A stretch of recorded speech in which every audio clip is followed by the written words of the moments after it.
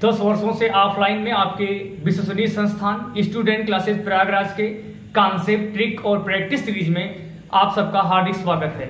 यहाँ पर हमने क्लास को कुछ इस तरह से डिजाइन किया है कि हम आपको टॉपिक के बेसिक कॉन्सेप्ट से लेकर के हाईएस्ट लेवल तक के सारे कॉन्सेप्ट को प्रैक्टिस और ट्रिक के माध्यम से क्लियर कर रहे हैं, क्योंकि हमारा मानना है कि मैथ और रीजनिंग को बिना प्रैक्टिस के ठीक ढंग से नहीं सिखा सकता है। इस कॉन्सेप्ट, ट्रिक और प्रैक्टिस सीरीज में हमारा करंट टॉपिक जो है वो नंबर सिस्टम चल रहा है, जिसमें हमने कुल 15 भागों में इसको डिवाइड किया है और इससे पहले आपको 3 क्लासें जो है जा चुकी हैं और आज ये हमारी नंबर सिस्टम की आपकी ये चौथी क्लास जा रही है, जिसमें हमने आपको विषम संख्या और विषम संख्या का योग ज्ञात करना, विषम संख्या के वर्गों का योग ज्ञात करना तथा यदि विषम संख्या दी गई हो तो उनका योग दिए होने पर उनके मध्य की संख्या ज्ञात करना, उनकी छोटी संख्या और बड़ी संख्या ज्ञात करना हमने आपको सिखाया है। तो आइए अब हम शुरू करते हैं अपना विषम संख्या पर आधारित जितने प्रकार के प्रश्न आपकी परीक्षाओं में बन सकते हैं उस तरह के प्रश्नों को हम आपके बीच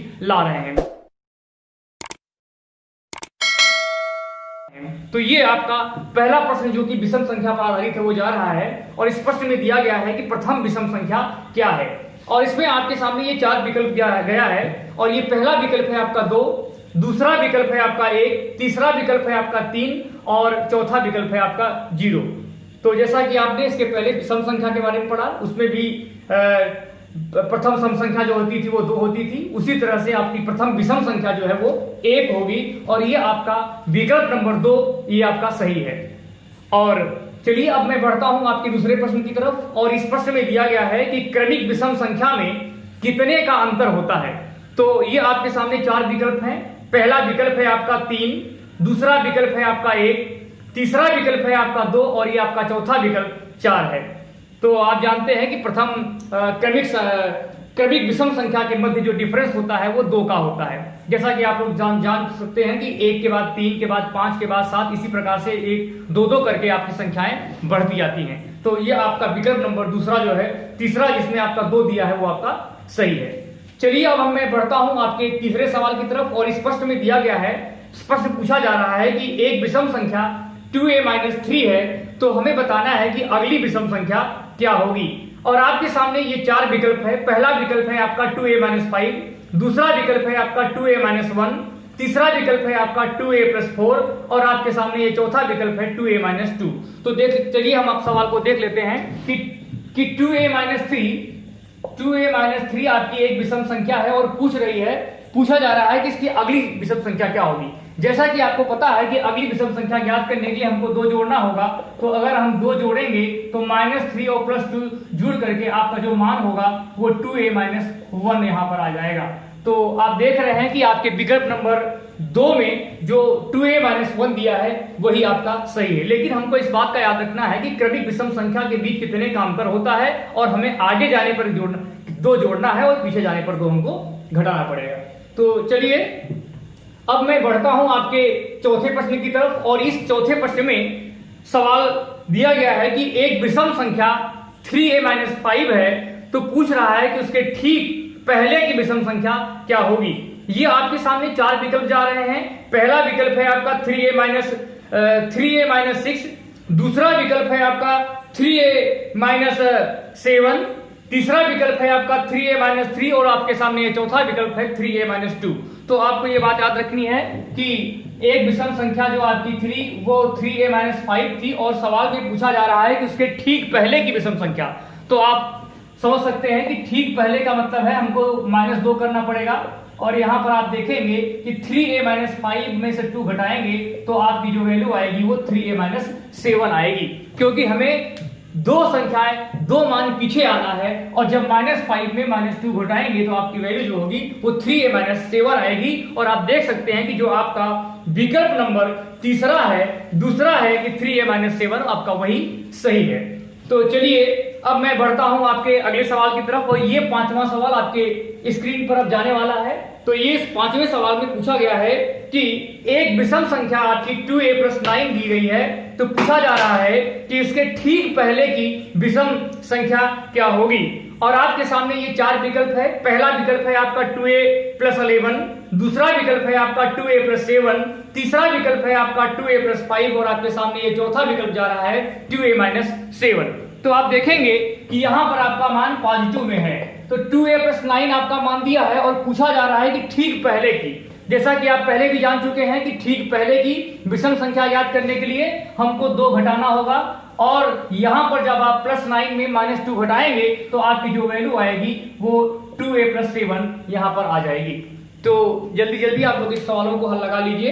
अब आप 5 सवाल तक इसमें हल कर चुके हैं। चलिए अब मैं आपको होमवर्क सीरीज जो इसके पहले हमारी जो क्लास थी उसमें, जिसमें कि हमने सम संख्या में के बारे में आपको पढ़ाया था, उसमें हमने होमवर्क सीरीज में आपको 2 क्वेश्चन आपके लिए छोड़ा था। तो उसमें से एक क्वेश्चन मैं आपको अभी सॉल्व करा रहा हूं। तो सबसे पहले आप लोग उस पुरानी जो हमारी प्रीवियस क्लास गई थी उसका एक क्वेश्चन जो था होमवर्क सीरीज में, उसको आप लोग देख लीजिए। तो इस क्वेश्चन में दिया गया था कि 4 धन 16 धन 36 डैश डैश करके आपका मान दिया गया था यहाँ 144, और सवाल में पूछा जा रहा है कि इसका मान क्या होगा। और आपके सामने ये 4 विकल्प थे। पहला विकल्प था 360, पहला विकल्प था आपका 360, दूसरा विकल्प था आपका 365, तीसरा विकल्प था आपका 364 और ये आपके सामने चौथा विकल्प था 352।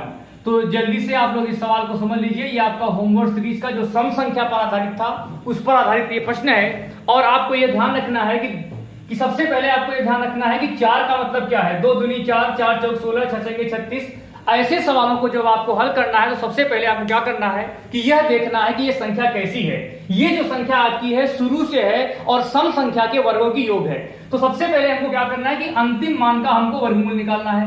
जैसा कि आपको दिख रहा है कि 144 का वर्गमूल क्या होता है, 12 होता है। तो n की वैल्यू आपकी 12 हो गई। और क्रमिक सम संख्या के वर्गों का योग ज्ञात करने का सूत्र होता है आपका n × n + 1 × n + 2/6। तो जैसा कि आप देख रहे हैं कि n की वैल्यू आपकी 12 है, और जब आप 12 में 1 जोड़ेंगे तो आपका मान 13 आएगा, और 12 और 2 जोड़ेंगे तो आपका मान 14 आएगा। जब हम 6 से भाग देंगे तो 6 दूनी 12 होगा, और आप देखेंगे कि 26 में जब हम 14 का गुणा करेंगे तो इकाई के स्थान पर आपका 4 आएगा। तो आप देख सकते हैं कि केवल और केवल एक विकल्प में, तीसरे वाले विकल्प में ही आपके इकाई के स्थान पर 4 है। तो इस तरह से आप जो है बिना गुणा किए ही इस प्रश्न का जवाब दे सकते हैं। तो चलिए, ये प्रश्न आपके सामने जो कि होमवर्क सीरीज का था ये जा चुका है। चलिए अब मैं आपको अगले प्रश्न की तरफ बढ़ता हूं, और ये एक अलग तरह का प्रश्न है जो कि विषम संख्या पर आधारित सवाल है। तो चलिए अब मैं बढ़ता हूं आपके छठे प्रश्न की तरफ।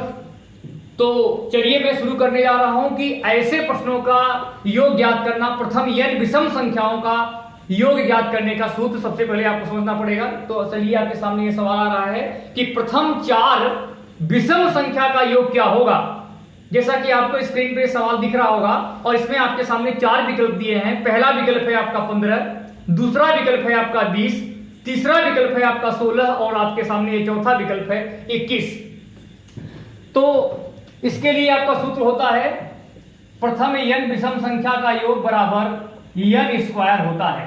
प्रथम n विषम संख्या का योग आपका n² होगा। जैसा कि विषम संख्या का योग के लिए क्या होता है n²। लेकिन याद रखिएगा जब सवाल में कहकर दे तो n का मान जो कहेगा वही होगा। सवाल में कहा था कि प्रथम 4 विषम संख्या का योग क्या होगा, तो आप देखेंगे कि n की वैल्यू आपकी 4 हो गई, और जब आप 4 में 4 का गुणा करेंगे, 4 का स्क्वायर माने 4 चौक 16 होगा, और आपका जो तीसरा विकल्प है 16 वही सही है।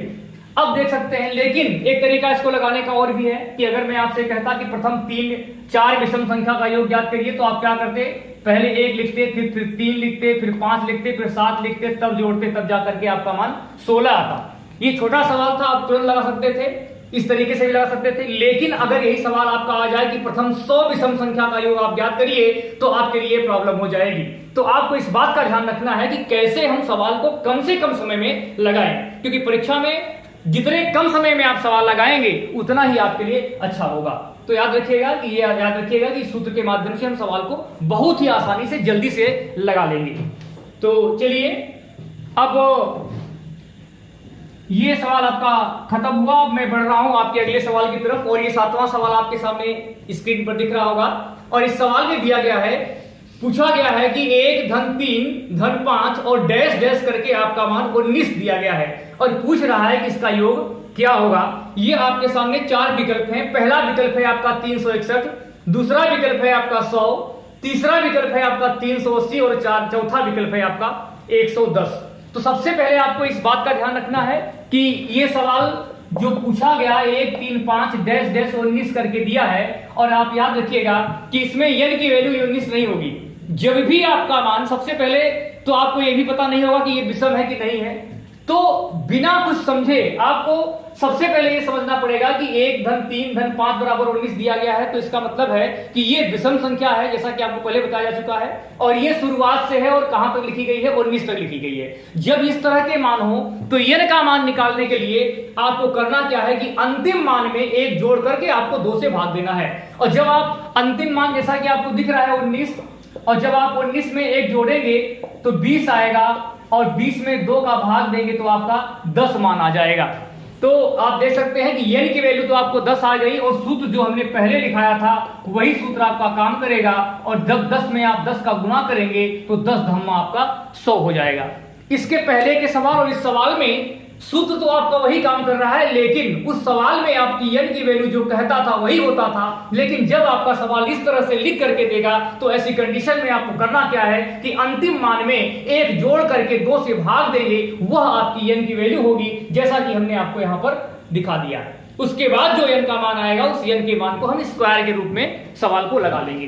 तो आप देख रहे हैं कि आपके सवाल तो वही थे, लेकिन सवाल की पूछने का तरीका बदल जाता है। सूत्र आपका वही लग रहा है, लेकिन सवाल के पूछने का तरीका बदल जाता है। तो आपको हर स्टेप को सही ढंग से ध्यान देना है और लगातार पूरे अंतिम समय तक हमारे साथ आपको लगे रहना है। अगर आपको विषम संख्या की जितने भी सवाल आप तक बन चुके हैं वो सारे सवाल आपके सामने एक के बाद एक करके आएंगे, क्योंकि एक सवाल जिस मेथड से बताया जा रहा है वो हर सवाल एक अलग तरीके का सवाल हमने इसमें दिया है। तो चलिए अब मैं बढ़ता हूं एक अलग तरह के सवाल में, जिसमें आपको कुछ सवाल में पूछा गया है। 8वां सवाल आपके सामने स्क्रीन पे जा रहा है और इस सवाल में पूछा गया है कि कुछ प्रथम विषम संख्याओं का योग अगर 144 है तो हमें बताना है कि बताइए कि उसमें कितने पद थे। पहला विकल्प है आपके सामने 13, दूसरा विकल्प है आपका 11 और तीसरा विकल्प है आपका 12 और चौथा विकल्प है आपको 15। तो याद रखिएगा, कुछ प्रथम विषम संख्याओं का योगफल अगर दिया हो तो n का मान ज्ञात करने के लिए आपको क्या करना है, √n कर देना है। तो आप देखेंगे कि यहां पर जो आपका मान था 144, जब आप 144 का जब आप वर्गमूल निकालेंगे तो जो 144 का वर्गमूल आएगा 12 होगा। इसका मतलब है कि आपके पदों की संख्या जो होगी वो 12 होगी। तो अब आप सवाल को समझ चुके हैं। चलिए अब मैं बढ़ता हूं आपके सामने एक दूसरे मेथड, अलग तरह का सवाल लेके आपके सामने आ रहा हूं। और यह सवाल जो है यह भी है तो आपके विषम संख्या पर आधारित, लेकिन इसमें शुरू से न देकर के, अगर आपका मान विषम संख्या ही हो लेकिन शुरू से न देकर कहां से दिया हो, कहीं 20 से दिया हो, तब इस तरह के सवाल को आप कैसे जल्दी लगाएंगे। तो जैसा कि आप देख रहे हैं कि 7 धन 9 धन 11 और लास्ट का मान आपका 21 दिया गया है। तो अब याद रखिएगा, जब भी आपकी विषम संख्या का मान हो और शुरू से न देकर के कहीं 20 से दिया हो तो आपके 2 मान होंगे, एक n1 होगा और एक n2 होगा। और याद रखिएगा कि जो n1 का मान होगा वह अंतिम मान में 1 जोड़कर 2 से भाग देने पर आएगा। अब आप देखेंगे कि 21 और 1 22 और 22 में जब आप 2 से भाग देंगे तो n1 का मान आपका 11 आ गया। अब देखिए n2 का मान कैसे निकलेगा, मेन बात यही ध्यान रखनी है आपको कि आपका n2 का मान कैसे निकलेगा। तो जब आपको n2 का मान निकालना है तो पहले वाले मान में आपको क्या करना है कि 1 घटाएंगे और 2 से भाग देंगे। तो आप देखेंगे कि ये जो आपका मान आया 7, तो 7 में क्या होगा आपका मान। तो सबसे पहले आपको ज्ञात करना है कि यहां पर जो आपका 7, ये देखिए 7 में से 1 गए 6 का आधा आपका 3 होगा। तो आप देखेंगे कि n1 की वैल्यू आपकी 11 और n2 की वैल्यू आपकी 3 आ गई। अब आपका जो सूत्र लगेगा वो लगेगा कि n1 का स्क्वायर माइनस n2 का स्क्वायर। तो आप देखेंगे कि n1 की वैल्यू कितनी थी आपकी, यहां पर 11 थी और n2 की वैल्यू आपकी 3 थी। अब आप देखेंगे कि 11 का वर्ग करने पे 121 आएगा और 3 त्रिक का 9 होगा, और जब आप इसको घटाएंगे तो आपका जो मान आएगा वो 112 आएगा, जैसा कि आपके विकल्प नंबर 2 में दिख रहा है। 4 विकल्प थे आपके सामने, 110, 112, 111 और 121। तो आप देख सकते हैं कि जो आपका 112 विकल्प नंबर 2 में दिया है वही आपका मान सही है।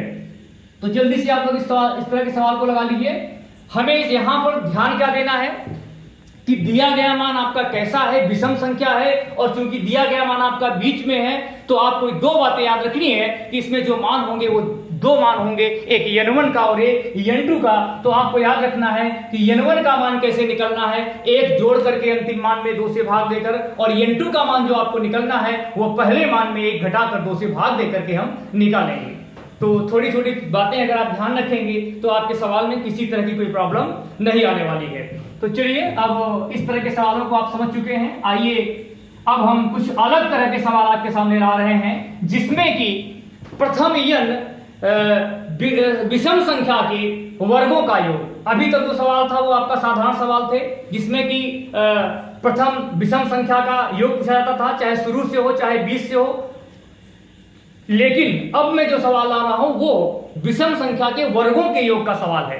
तो देखिए, ये 10वां प्रश्न आपके सामने जा रहा है। इस प्रश्न में पूछा गया है कि प्रथम 5 विषम संख्या के वर्गों का योग क्या होगा। ये आपके सामने 4 विकल्प हैं। पहला विकल्प है आपका 25, दूसरा विकल्प है आपका 160, तीसरा विकल्प है आपका 165, और आपके सामने ये चौथा विकल्प जो जा रहा है वह है 90। तो जल्दी से आपको इस सवाल को समझना है। सवाल में क्या पूछा गया है, प्रथम 5 विषम संख्या के वर्गों का योग। इसका मतलब है कि 1 का वर्ग, 3 का वर्ग, 5 का वर्ग, 7 का वर्ग और 9 का वर्ग। तो आपको इस बात का याद रखना है कि जब प्रथम n तक की, n नहीं n तक की विषम संख्या के वर्गों का योग पूछा जाए तो आपको सूत्र क्या लगेगा, n गुणते n+1 गुणते n+2 पूरे के बटे 6। जैसा कि आपको सम संख्या के बारे में बताया गया था, उसमें भी यही सूत्र काम करता है। तो आपको याद रखना है, जो सूत्र आपका विषम संख्या सम संख्या में लगता था वही सूत्र आपका विषम संख्या में भी लगेगा। लेकिन जब आपके सवाल में बोल करके दे कि प्रथम 5, प्रथम 6, प्रथम 10, तो याद रखना है कि यहां पर आपको n का मान निकालने के लिए जितना n का मान जितना बोले उसमें आप 2 से गुणा करेंगे और 1 घटाएंगे, वही n की वैल्यू होगी। जैसे हमने आपसे पूछा था कि प्रथम 5, इसका मतलब क्या होगा, 5 दूनी 10, 10 में से 1 गए 9।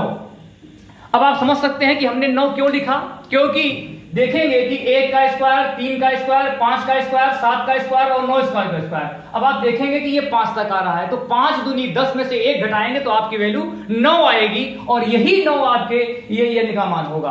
अब आपको करना क्या है, 9 और 1 मिलकर के आपका 10 और 9 2 11/6। जैसा कि इसके पहले भी आप इस तरह के सवालों को पढ़ चुके हैं सम संख्या वाले चैप्टर में। तो आपको ध्यान क्या देना है कि लगातार जहां खत्म हो वहीं से लगातार आपको 3 बार संख्याओं को बढ़ते क्रम में लिखना है और 6 से भाग देना है। तो 3 दूनी 6 और 3 त्रिका 9 और 2 पंजे 10 और 5 तिहाई 15 ग्रह में ये आपका 165 आएगा। जैसा कि आपको विकल्प नंबर 3 में जो 165 दिया है वही सही है। तो ये आपका ये 10 सवाल हमने बताए, और हर सवाल जो है वो आपके अलग अलग तरह के थे। तो थोड़ा सा आपको ध्यान रखना है कि सवालों में क्या पूछा गया है और हमको किस तरह से इस प्रश्न का जवाब देना है। तो चलिए, अब जो आपका प्रीवियस जो क्लास आपकी सम संख्या पर थी उस पर हमने होमवर्क सीरीज में 2 प्रश्न दिए थे। एक प्रश्न आपको कराया जा चुका है। अब जो बचा हुआ एक प्रश्न था वो हम आपके बीच होमवर्क सीरीज का प्रश्न ला रहे हैं। तो सबसे पहले आप लोग उस प्रश्न को हल कर लीजिए। तो देखिए, ये प्रश्न में पूछा गया था कि 7 क्रमिक सम संख्या का योग 98 है, तो सबसे बड़ी सम संख्या क्या होगी। 7 क्रमिक सम संख्या का योग, 7 क्रमिक, सवाल में एक बार लिख दे रहा हूं, 7 क्रमिक सम संख्या का योग 98 है। तो पूछ रहा है कि सवाल में पूछा जा रहा है कि सबसे बड़ी सम संख्या क्या होगी, सबसे बड़ी सम संख्या क्या होगी, सबसे बड़ी सम संख्या क्या होगी। अब देखिए, ये आपके सामने 4 विकल्प हैं और ये पहला विकल्प था आपका 20, दूसरा विकल्प था आपका 22, तीसरा विकल्प था आपका 24 और ये चौथा विकल्प था आपका 26। जैसा कि पिछली क्लास में हमने आपको पढ़ाया था कि अगर योग दिया हो तो सबसे पहले हम क्या निकालेंगे, मध्य का मान निकालेंगे, और जो मध्य का मान होगा वही आपका औसत भी होगा। क्यों होगा? क्योंकि n का मान आपका विषम में दिया है। तो याद रखिएगा कि यहां पर आपको करना क्या है कि 798 मध्य का मान या औसत बराबर योगफल बटे पदों की संख्या। सूत्र आपको पता है, इसलिए मैं बार बार नहीं लिख रहा हूं। और जब आप इसमें भाग देंगे तो 14 मान आ जाएगा, और ये जो 14 हुआ वो आपके मध्य की संख्या हुई। जो 14 हुआ है वो मध्य की संख्या हुई। अब आपको देखना क्या है, 7 मान थे, 1 मान आपका हो चुका है, 6 मान बचे हैं, 3 मान इधर होंगे और 3 मान इधर होंगे। और जब आप 3 मानों में 2 तिहाई 6 जोड़ेंगे तो 14 और 6 मिलकर के आपका मान 20 हो जाएगा। तो यहां आपको इस बात का ध्यान रखना है कि किस प्रकार से हम इस प्रश्नों को हल करेंगे। जैसा कि इसके पहले भी आप लगा चुके हैं, 14 धन 2 तिहाई 6 और 14 और 6 मिलकर के आपका जो मान होगा वह 20 हो जाएगा। तो आप समझ सकते हैं कि अगर आपका मध्य वाले मान से जितने मान बचे हो दोनों को आधा आधा करते थे और सम संख्या हो, ऐसी कंडीशन में क्या करेंगे आप, 3 मान आपको इधर जाना है तो 2 तिहाई 6 अर्थात इसमें आपको जोड़ना पड़ेगा। अगर यही सवाल में पूछता कि छोटी संख्या क्या है तो हम क्या करते, इसमें 6 घटा देते। तो आप देख सकते हैं कि आपका विकल्प नंबर जो है, जो विकल्प नंबर आपका पहला है वही आपका इसमें सही हो रहा है। तो जल्दी से आप लोग इस प्रश्न को हल कर लीजिए, जो कि आपके होमवर्क सीरीज का प्रश्न था, जो कि प्रीवियस क्लास में आपको पढ़ाया जा चुका था। इसमें आपको क्वेश्चन के रूप में ये सवाल पूछा गया था। तो चलिए अब मैं आपके सामने अगले प्रश्न की तरफ बढ़ रहा हूं, और ये 11वां प्रश्न आपके सामने जा रहा है। और इस 11वें प्रश्न में आपको पूछा गया है, एक सवाल दिया गया है विषम संख्या के वर्गों का योग ज्ञात करने का, लेकिन लिखने का तरीका आपका बदल दिया है। तो आपको यहां ध्यान रखना है कि सवाल में क्या पूछा गया है, 1 का स्क्वायर, 3 का स्क्वायर, 5 का स्क्वायर और डैश डैश करके यहां पर आपका 11 के स्क्वायर का मान पूछा गया है। तो अब आपके सामने ये 4 विकल्प आपको दिख रहे हैं, और ये पहला विकल्प आपका है 121, दूसरा विकल्प है आपका 286, तीसरा विकल्प है आपका 300 और ये चौथा विकल्प आपके सामने 156 दिया गया है। तो आपको ध्यान इस बात का रखना है कि सवाल में क्या पूछा गया है, 1 का स्क्वायर, 3 का स्क्वायर, 5 का स्क्वायर, डैश डैश करके 11 का स्क्वायर। अब आप देखेंगे कि सवाल को आप जल्दी कैसे लगाएंगे। तो 11 तक यहां पर आपको n का मान निकालने की जरूरत नहीं है, और सूत्र आपका वही लगेगा कि n गुड़े n प्लस 1 गुड़े n प्लस 2, n गुड़े n प्लस 1 गुड़े n प्लस 2 और पूरे के बटे 6।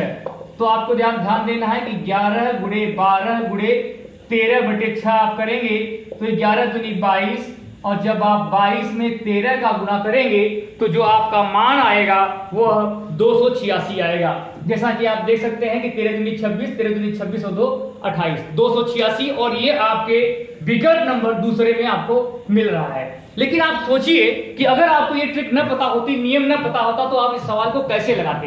अभी तो छोटा दिया था, आप इस तरह लगा। अगर मान लीजिए यही सवाल क्या होता, बहुत बड़ा सवाल देते। देखिए तो क्या करते आप, पुराने तरीके से लगाते। तो 1 का स्क्वायर, 3 का स्क्वायर, 5 का स्क्वायर, 7 का स्क्वायर, 9 का स्क्वायर और 11 का स्क्वायर, इतना आप जोड़ते तब जाकर के आपका मान आता। तो आप देख सकते हैं कि कैसे आप सवाल को कितने कम समय में लगाएंगे, यह आपको ध्यान रखना है, क्योंकि सवाल लगाने के बहुत तरीके हैं। और यही आपको याद रखना है कि गणित एक ऐसा विषय है जिसमें आपको क्या करना पड़ता है। और विषय तो ऐसे हैं जिसमें आपको सब में समान समय लगता है, किसी क्योंकि उसको हल नहीं करना पड़ता है, लेकिन गणित एकमात्र ऐसा विषय है जिसको आपको हल करना पड़ता है, और हल करने के लिए हर व्यक्ति अलग अलग समय लेता है। तो जो जितने कम समय में सवाल लगा लेगा वही जो है वो परीक्षा में सफल होगा, और क्योंकि जो समय बचेगा उसका उपयोग वह अन्य प्रश्नों के में भी कर सकता है। तो आपको थोड़ी थोड़ी बातों का ध्यान रखना है, और आपको इस ट्रिक को याद रखना है, जिसके माध्यम से आप सवाल को सही ढंग से लगा पाएंगे। तो चलिए अब इस तरह के सवाल आप समझ चुके हैं। आइए अब मैं बढ़ता हूं आपको अगले सवाल की तरफ। इस सूत्र को मैं नहीं मिटा रहा हूं क्योंकि अगला सवाल भी आपको इसी सूत्र पर आधारित है। तो चलिए अब मैं आपके सामने ला रहा हूं ये 12वां सवाल, और इस सवाल में दिया गया है कि 1 धन 9, 1 धन 9, 1 का 1 धन 9 धन 25 और डैश डैश 225 करके दिया है। तो आपको यहां याद रखना है कि 1 धन 9 धन 25 डैश डैश करके आपका मान 225 दिया है। तो सबसे पहले अब आपको ध्यान देना है कि सवाल है क्या। 1 का वर्ग, 3 का वर्ग, 5 का वर्ग और 225 का वर्ग। सवाल वही है लेकिन तरीका लिखने का बदल दिया। अब आपको क्या याद रखना है कि जब इस तरह का मान आपका दिया हो और शुरू से दिया गया हो, ऐसी स्थिति में आपको अंतिम मान का वर्गमूल निकालना है। तो आप देखेंगे कि हम इसका वर्गमूल निकालेंगे तो आपकी वैल्यू 15 आ जाएगी।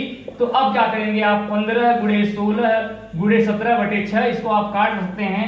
3 दूनी 6, 3 पचे 15 और यहाँ पर 2/16 और आप देखेंगे 40 का गुणा जब आप 17 में करेंगे तो जो आपकी वैल्यू आएगी 17 चौको 68, अर्थात यहाँ पर 40 से गुणा दिया गया है इसलिए आपका जो मान आएगा वह 680 यहाँ पर उत्तर आएगा।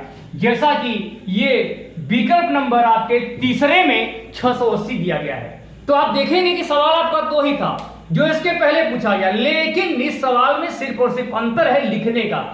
अगर ये सवाल दिया होता 1 का वर्ग, 3 का वर्ग, 5 का वर्ग, 15 का वर्ग तो आप सीधे n का मान 15 लिख देते। लेकिन जब आपका सवाल इस तरीके से दिया होगा और शुरू से दिया होगा, ऐसी स्थिति में आपको क्या करना है कि अंतिम मान का आपको वर्गमूल निकाल करके n का मान निकालना पड़ेगा। तो आप देख सकते हैं कि आपका सूत्र जो है वही है।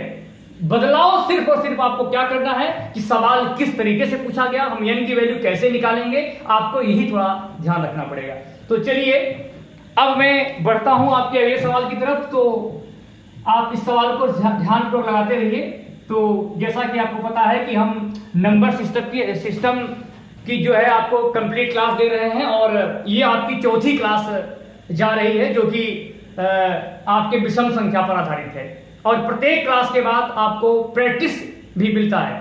तो सभी लोग जो नए हो उनको ध्यान रखना है कि आपको प्रैक्टिस भी करना पड़ेगा, क्योंकि प्रैक्टिस के माध्यम से ही आप सवाल को सही ढंग से समझ सकते हैं और आप अपना आकलन कर सकते हैं कि हमने जो पढ़ा वो हम कहाँ तक सीख पाए हैं। अगर आपकी नई समस्या हो, नहीं समझ पा रहे हो तो दोबारा फिर से आप इसको देख करके आप सवाल को प्रैक्टिस कर सकते हैं। तो चलिए अब मैं आपके सामने ला रहा हूं ये 13वां प्रश्न जो कि एक अलग तरह का सवाल है। और यह सवाल आपका जो पूछा जा रहा है वह विषम संख्या के वर्गों का योग का ही है, लेकिन शुरू से न देकर के कहीं 20 से दिया है। तो आपका ये सवाल दिया जा रहा है। इस सवाल में पूछा जा रहा है कि 11 का वर्ग धन 13 का वर्ग डैश डैश करके आपका मान 21 के वर्ग तक का दिया गया है।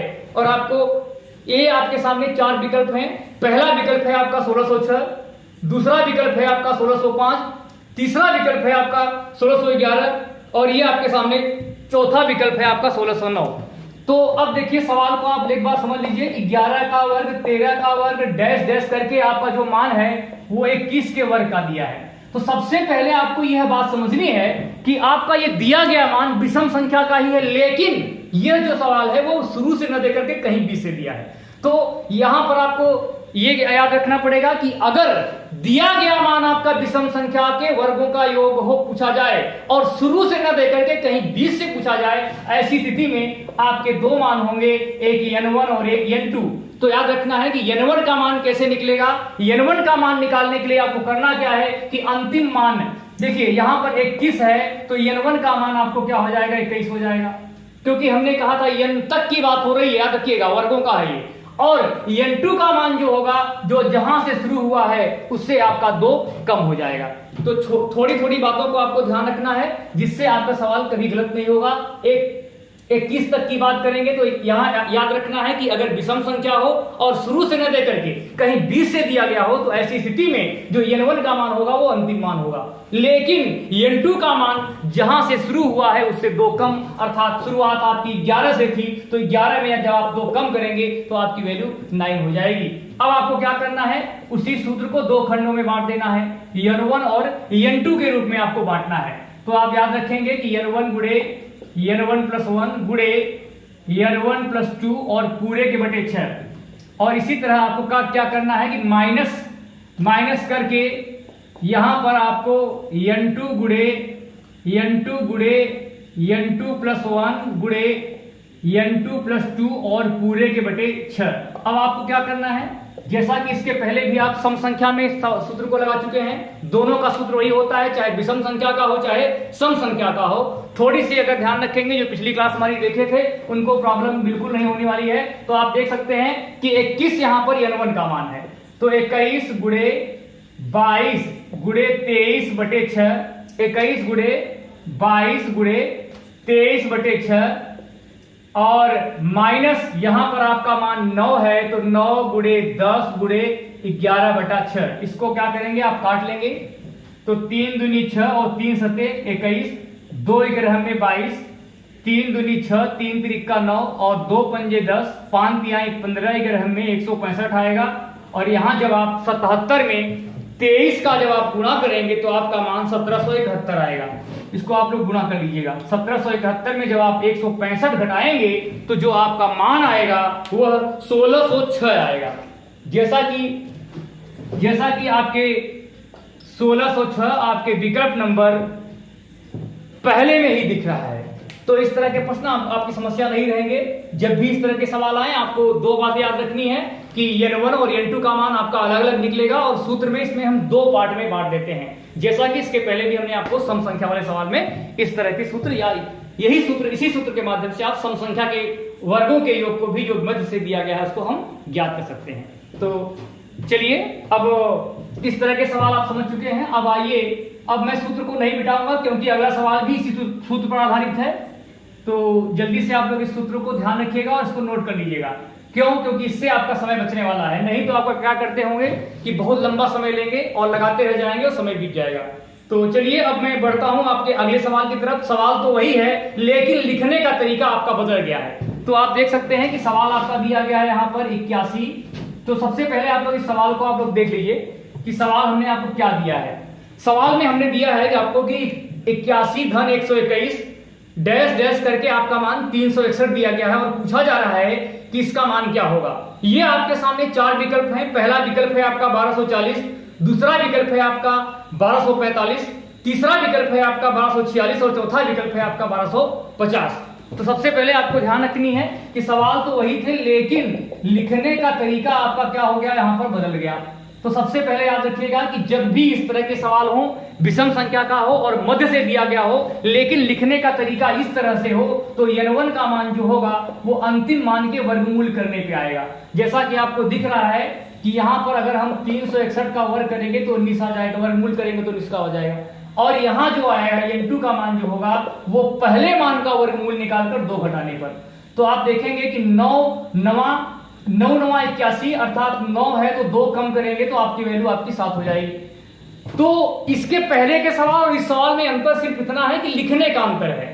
चाहे हम इस सवाल को 9 का वर्ग धन 11 का वर्ग धन 19 का वर्ग कर देते तो भी लग जाता, वही उत्तर आता, लेकिन सवाल को लिखने का तरीका बदल गया। अब हमको क्या करना है कि n1 का मान अंतिम मान का वर्गमूल और n2 का मान जहां से पहले मान से हमको क्या करेंगे, वर्गमूल निकालेंगे और 2 घटा देंगे। तो जल्दी से आप इसका सूत्र में रख दीजिए मान 19 गुणे 20 गुणे 21 बटे 6 और यहां पर आपका माइनस करके होगा 7 गुणे 8 गुणे 9 और पूरे के बटे 6।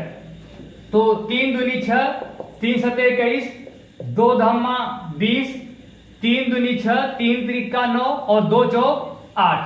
तो जल्दी से आप लोग क्या करेंगे, इसको गुणा करेंगे और आप देखेंगे कि यहां पर जब आप गुणा करेंगे 19 733 अर्थात यहां पर आपका मान 1330 आएगा और जब यहां गुणा करेंगे तो आपकी वैल्यू 84 आ जाएगी और जब इसमें आप घटाएंगे तो जो आपका मान आएगा वह 1246 होगा।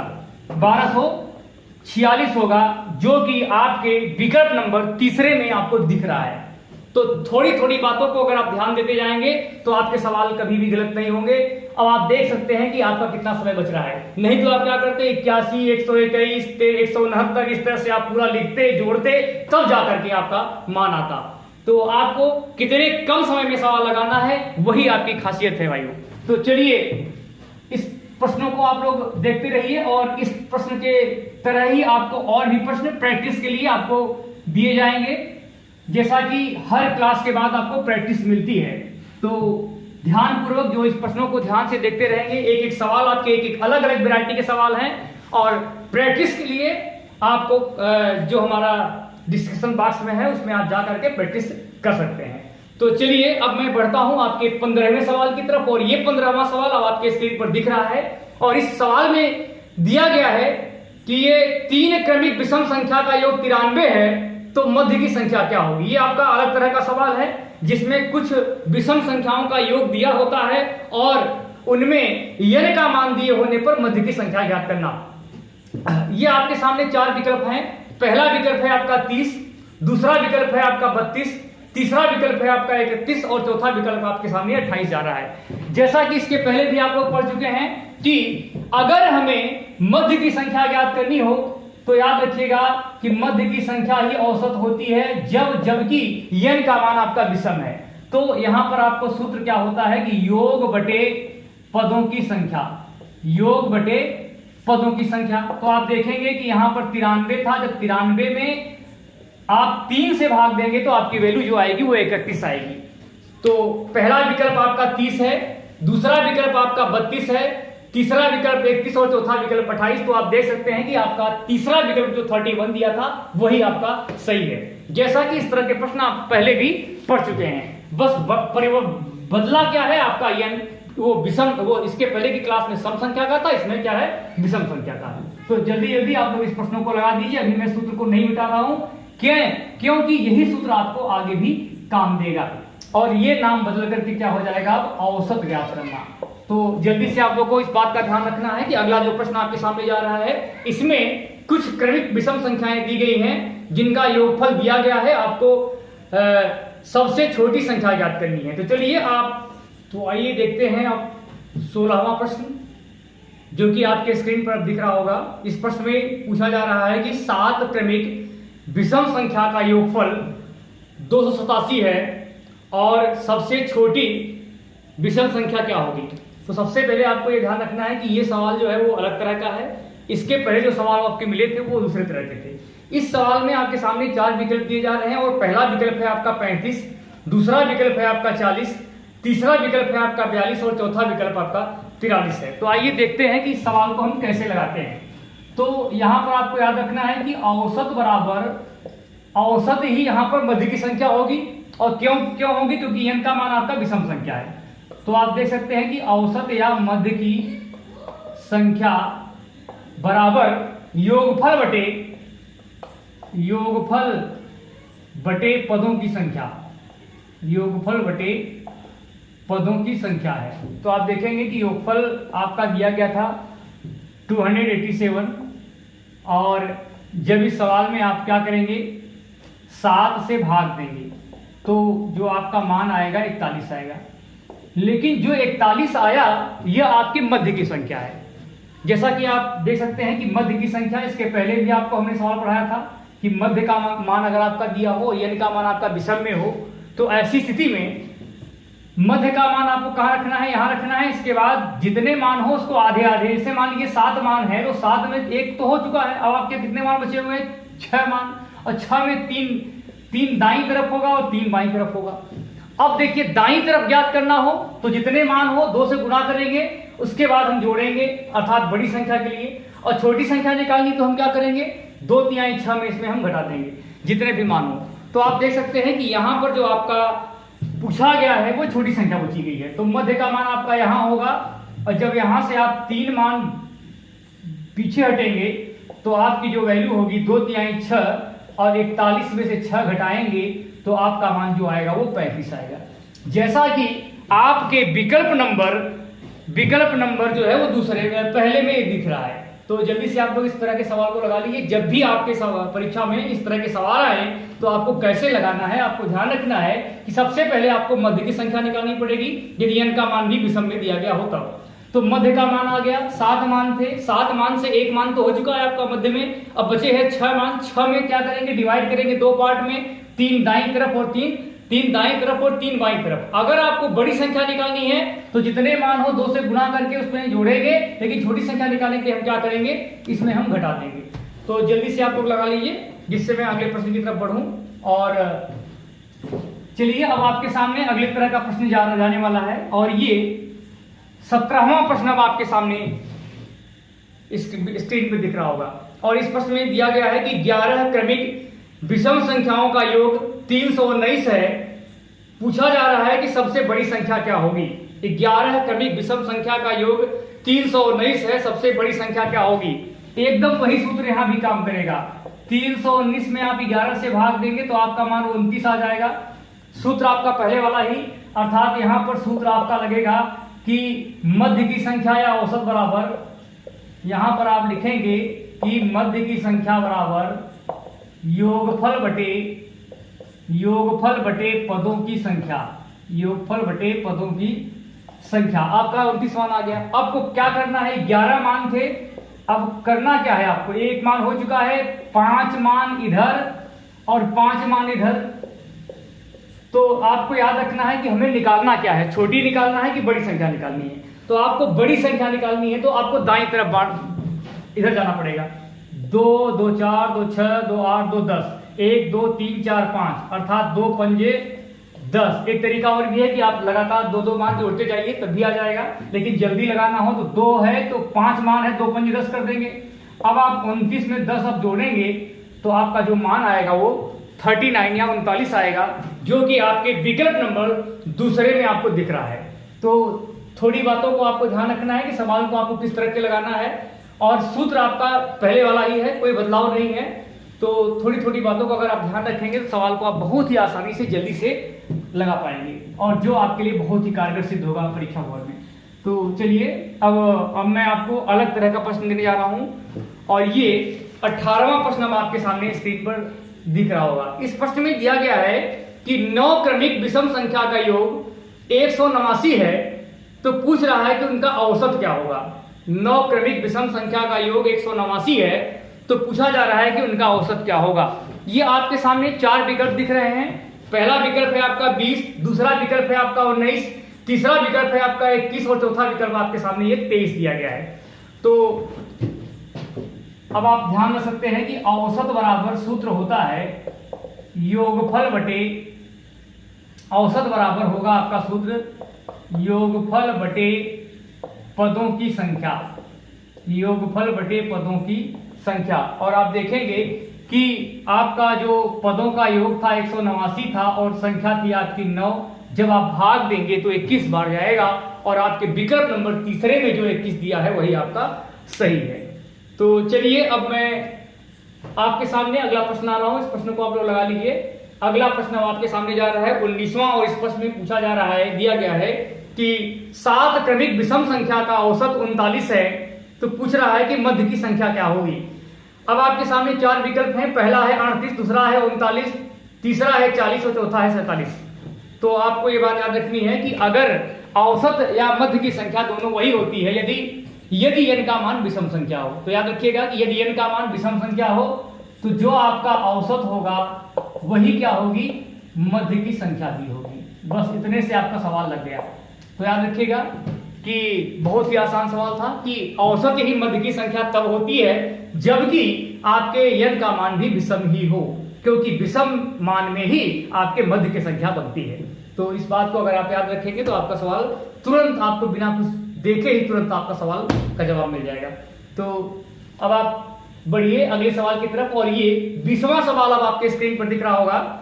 इस सवाल में दिया गया है कि 13 क्रमिक विषम संख्या में मध्य की संख्या 35 है, तो पूछा जा रहा है कि सबसे छोटी संख्या क्या होगी। इसके पहले जो सवाल थे उसमें हम क्या करते थे, योग देते थे, पदों की संख्या देते थे, आपको मध्य की संख्या निकालनी होती थी। लेकिन इस सवाल में आपको करना क्या है कि योग न दे करके बल्कि सीधे आपके मध्य की संख्या दी गई है।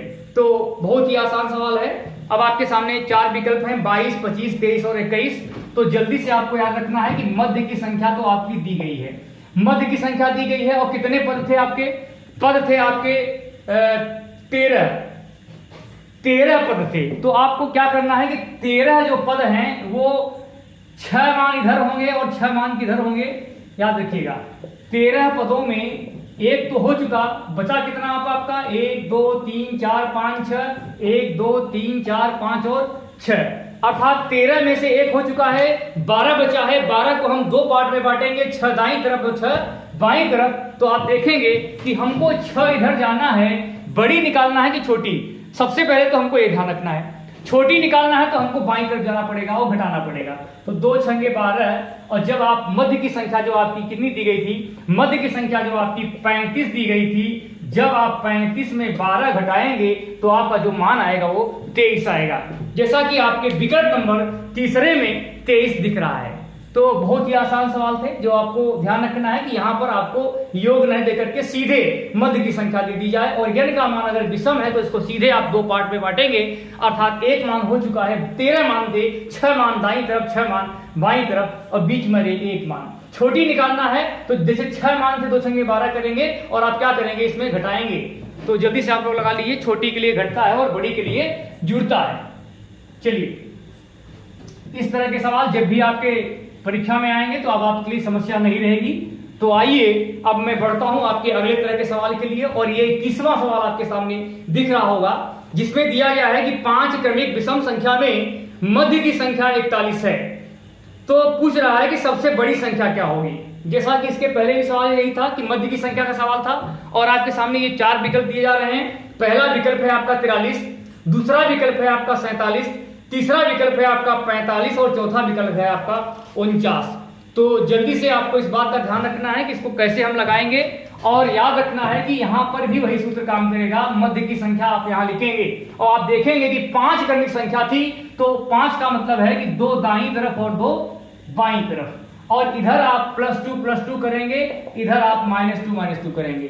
सबसे पहले तो हमें इस बात का ध्यान रखना है कि दिया क्या है और पूछ क्या रहा है। तो आप देखेंगे कि मध्य की संख्या यहाँ 41 दी गई है, और तो 41 आप इधर रखेंगे, और चूंकि बड़ी संख्या पूछ रहा है, इसका मतलब 2 दूनी 4, अर्थात आप 41 में 4 जब जोड़ेंगे तो आपका मान 45 होगा, जैसा कि आपके विकल्प नंबर तीसरे में 45 आपको दिया गया है। तो बहुत ही आसान सवाल है। थोड़ा सा आपको ध्यान रखना है कि मध्य की संख्या दी गई है कि औसत दिया गया है कि उनका योग दिया गया है, छोटी संख्या पूछ रहा है कि बड़ी संख्या पूछ रहा है। तो अगर आप इस बातों को ध्यान देंगे तो कभी भी आपके सवाल कभी भी गलत नहीं होंगे। बड़ी के लिए आपको दाईं तरफ जाना है और जुड़ना है, और छोटी के लिए आपको क्या करना है, बाईं तरफ जाना है और घटाना है। तो चलिए अब मैं बढ़ता हूं आपके अगले प्रश्न की तरफ, और ये अब 22वां प्रश्न आपके स्क्रीन पर जाने वाला है। तो जल्दी से आप लोग ध्यान रखिएगा कि 22वां प्रश्न आपके सामने आ रहा है, और इस प्रश्न में पूछा जा रहा है कि 7 क्रमिक विषम संख्याओं का औसत 23 है, तो पूछ रहा है कि उनका योगफल क्या होगा। आपके सामने ये 4 विकल्प हैं। पहला विकल्प है 160, दूसरा विकल्प है आपका 163, तीसरा विकल्प है आपका 161, और चौथा विकल्प है आपका 165। जैसा कि आपने सम संख्या वाले सवाल चैप्टर में भी इस तरह के सवाल आपने पढ़ा होगा, तो यहां पर आपको याद रखना है कि योगफल बराबर औसत गुणे पदों की संख्या। सीधे आप गुणा कर लेंगे, आपका उत्तर आ जाएगा। योगफल बराबर औसत गुणे पदों की संख्या, औसत गुणे पदों की संख्या। तो जल्दी से आप लोग इसमें सूत्र में रख दीजिए कि औसत था आपका 23 और पद थे 7, 7 3 21, 7 दूनी 14, और 2 क्या हो जाएगा आपका 16 हो जाएगा। तो ये आपका 161 हो गया। चाहते तो आप 7 3 21 में इकाई के अंक को देखकर ही आप इस सवाल का जवाब दे सकते थे, जैसा कि आपके विकल्प नंबर तीसरे में 161 आपको दिख रहा होगा। तो जल्दी से आप लोग इस तरह के सवालों को लगा लीजिए। हर सवाल आपके अलग अलग तरह के हैं, एक एक सवाल एक अलग अलग टॉपिक के अलग अलग तरह के सवाल हैं। तो अगर इन बातों को आप ध्यान रखेंगे तो आने वाली परीक्षाएं आपके लिए बहुत ही आसान हो जाएंगी। तो चलिए अब मैं बढ़ता हूं आपके अगले प्रश्न, जो 23वां प्रश्न है वो आपके स्क्रीन पर दिख रहा होगा, और इस प्रश्न में पूछा जा रहा है कि 8 क्रमिक विषम संख्या का औसत 20 है। 8 क्रमिक विषम संख्या का औसत 20 है, और उनका योगफल क्या होगा। पहला विकल्प है आपका 165, दूसरा विकल्प है आपका 168, तीसरा विकल्प है आपका 162, और चौथा है 160। वही सूत्र यहां भी काम करेगा, अर्थात योगफल पूछा जा रहा है, तो आपको करना क्या है कि योगफल बराबर औसत गुणे पदों की संख्या। अब आपको याद रखना है, चाहे यहां पर पद विषम में हो चाहे सम में हो, योगफल ज्ञात करने में आपका वही सूत्र काम करता है। तो 20 में 8 का गुणा करेंगे तो आपका 160 मान आ जाएगा। 20 8 160, जैसा कि आपके विकल्प नंबर चौथे में 160 दिया गया है। तो योगफल बराबर औसत गुणे पदों की संख्या, चाहे पद का मान सम हो चाहे विषम हो, दोनों ही कंडीशन में आपका सूत्र यही काम करेगा। तो 22वां सवाल भी एकदम इसी तरह से था। केवल नाम क्रमिक बदला है, क्रम बदला है, कभी पदों की संख्या इसमें सम हो गई है, उसमें विषम थी। तो चलिए अब आपके सामने अब अगला प्रश्न जाने वाला है और ये 24वां प्रश्न अब आपके स्क्रीन पर दिख रहा होगा। और यह प्रश्न दिया गया है कि 6 क्रमिक विषम संख्या का औसत 24 है, तो पूछ रहा है कि सबसे छोटी विषम संख्या क्या होगी। पहला विकल्प है आपका 17, दूसरा विकल्प है आपका 19, तीसरा विकल्प है आपका 21 और चौथा विकल्प है आपका 23। एक बात यहां याद रखनी है कि यदि n का मान आपका सम हो और विषम संख्या का योग औसत दिया गया हो, तो याद रखिएगा कि सदैव विषम संख्या का औसत आपका सम संख्या ही होगा, यदि n का मान आपका सम संख्या है। तो इस बात को आपको याद रखना है। तो सबसे छोटी विषम संख्या क्या होगी पूछा जा रहा है। आपके सामने 4 विकल्प थे, 17, 19, 21 और 23। तो आपको करना क्या है, जब आपके n की वैल्यू आपकी क्या हो, सम में हो और विषम संख्या के योग पूछा जाए, तो आप क्या करेंगे, यहां पर +1, यहां पर -1, इससे आपकी 2 संख्याएं हो जाएंगी। अब आपको करना क्या है, जितने मान बचते हो उसमें आधा आधा बांट करके उसको सवाल को लगा लेंगे। तो सवाल में था 6 का मतलब है यहां पर कितना था औसत, औसत था यहां पर 24। इसका मतलब है कि यहां पर आपको एक जोड़ना है और यहां पर एक घटाना है। अब आपको 2 संख्याएं तो आ गई, 6 संख्याएं थी, 2 संख्याएं हो चुकी, बची कितनी, अब 4 बची है। 4 को आप क्या करेंगे, 2 पार्ट में बांटेंगे, 2 दाईं तरफ और 2 बाईं तरफ। तो आपको ध्यान रखना है कि पूछा गया था छोटी संख्या, इसका मतलब हमको घटाना है, और 2 दूनी 4। जब आप 23 में से 4 घटाएंगे तो आपका मान 19 आएगा। चाहे तो क्या करते हैं आप 2 घटा देते, 21 और 19, 19, 21, 23, 25, 27 और 29। तो यहां पर ये जो है वो संख्या नहीं है बल्कि ये औसत है। जैसा कि इसके पहले भी हम आपको इस तरह के सवाल पूछ चुके हैं या इस तरह के सवालों को आपको समझाया गया है। तो चलिए, बहुत ही बढ़िया सवाल थे। इस तरह के प्रश्नों को आप जल्दी से लगा पाएंगे, नहीं तो आपका समय बर्बाद होगा, बहुत लंबे तरीके से आप लगाएंगे। तो चलिए अब मैं बढ़ता हूं आपके 25वें सवाल की तरफ, और ये 25वां सवाल अब आपके स्क्रीन पर जाने वाला है। और ये प्रश्न दिया गया है कि 8 क्रमिक विषम संख्या का औसत 30 है।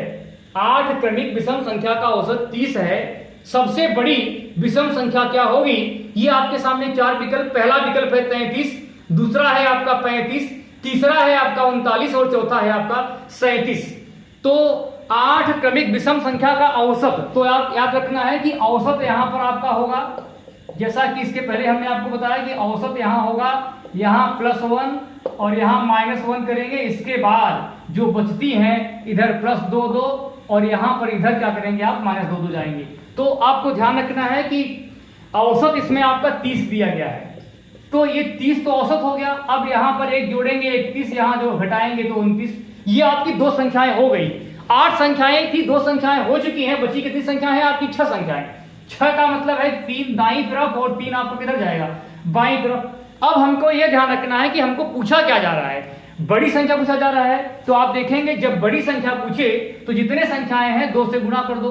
क्यों 2 से गुणा करेंगे, क्योंकि आपको पता है कि क्रमिक विषम संख्या के बीच जो अंतर होता है वो 2 2 का होता है। तो 31 में से आप क्या जोड़ेंगे, 6 जोड़ देंगे, तो आपका जो मान आएगा वो 37 हो जाएगा।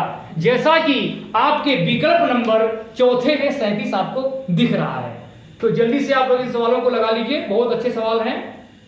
अगर थोड़ा सा आप ध्यान रखेंगे तो आप बहुत अच्छी तरह से सवाल को लगा पाएंगे।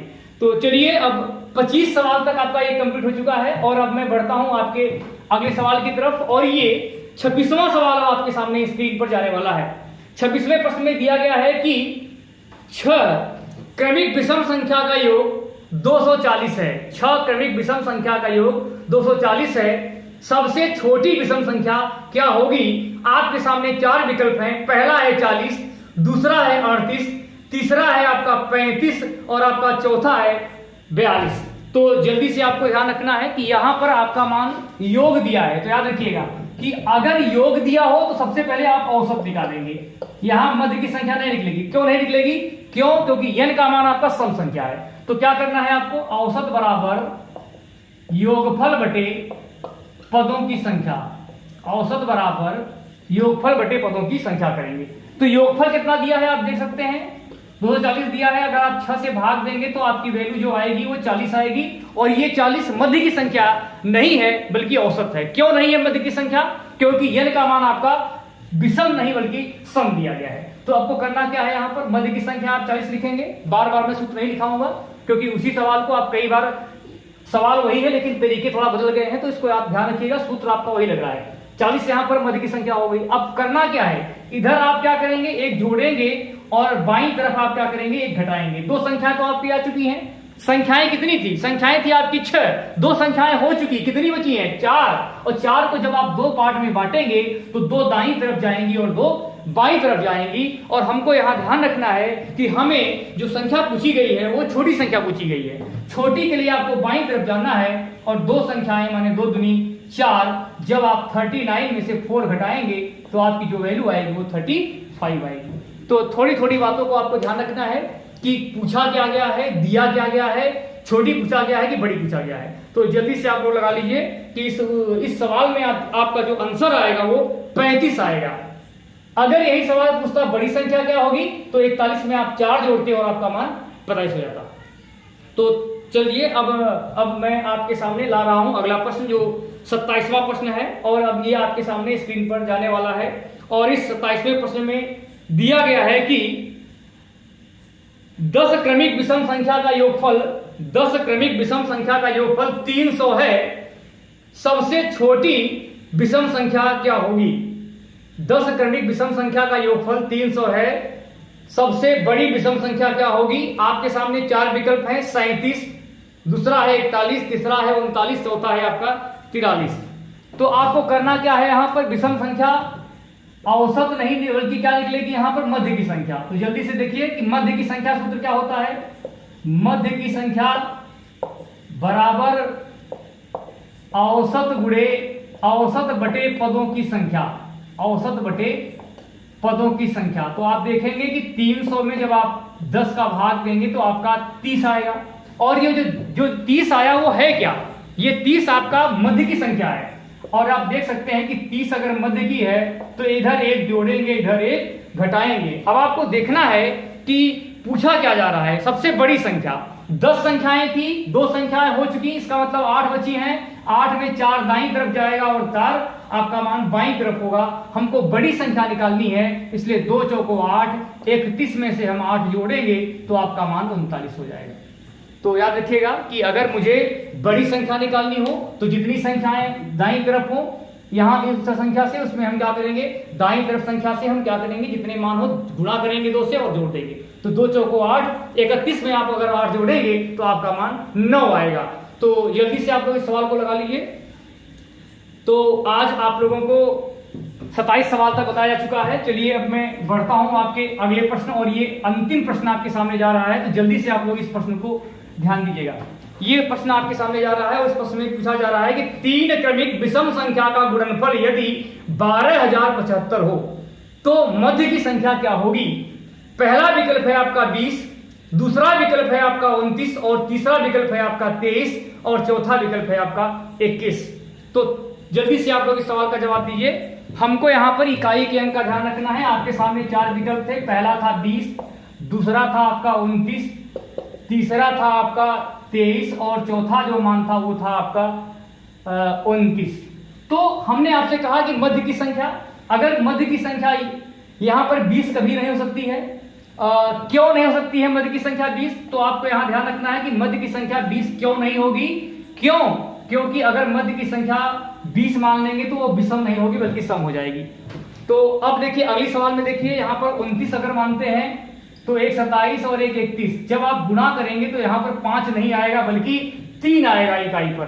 तो हमें यहां ध्यान रखना है जहां पर इकाई पे 5 आ जाए, यहां 21, यहां पर आपका 25, 1 तिक्के 3, 3 बचे 15, अर्थात इकाई पे आपका मान 5 हो गया। अगर मैं यहां 21 लिखता हूं तो यहां 19, 21 और 23, मध्य की संख्या 21 होगी तो एक संख्या 2 कम होगी, एक 2 संख्या एक बढ़ेगी एक घटेगी, और यहां जब आप गुणा करेंगे तो आपका इकाई पर 7 होगा।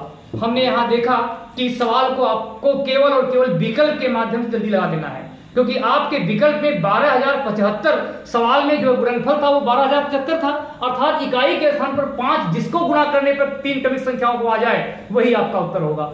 तो याद रखिएगा कि 23 ही मध्य की संख्या होगी। 21, 23 और 25 का गुणा करेंगे तो आप देखेंगे कि 12075 आ जाएगा।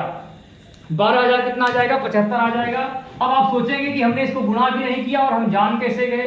तो हमने यह देखा कि केवल और केवल एक ऐसा मान था जिसके इकाई के स्थान पर 5 आ रहा था, तो वही आपका उत्तर सही हो गया। तो आज हमने आप लोगों को विषम संख्या से संबंधित कुछ विशेष प्रकार के प्रश्न जो आपकी परीक्षाओं में बनते हैं उन प्रश्नों के बारे में आपको बताया। और अगर आपने सही ढंग से पूरे वीडियो को देखा होगा तो आपके लिए अब विषम संख्या पर आधारित किसी भी प्रकार के प्रश्न आपकी समस्या नहीं रहेंगे। तो आइए एक बार हम फिर से जान लेते हैं कि हम आपको विषम संख्या के बारे में हमने आज क्या क्या पढ़ा।